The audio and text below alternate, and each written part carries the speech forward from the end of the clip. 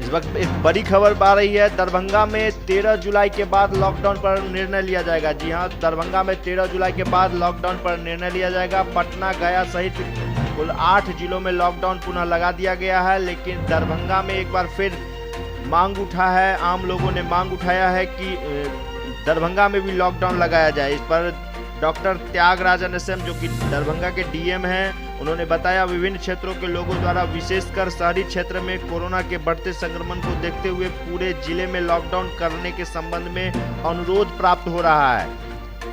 IMD व अन्य स्रोत से प्राप्त मौसम अनुमान को देखते हुए सम्यक विचारोपरांत जिला प्रशासन इस निष्कर्ष पर पहुंचा है कि 9 से 12 जुलाई के बीच भारी बारिश की संभावना है। नेपाल में कमला और बागमती से संबंधित बेसिन से भारी बारिश की संभावना को देखते हुए 13 जुलाई 2020 या उसके उपरांत भी पूर्ण लॉकडाउन के संबंध में समुचित निर्णय लिया जा सकेगा।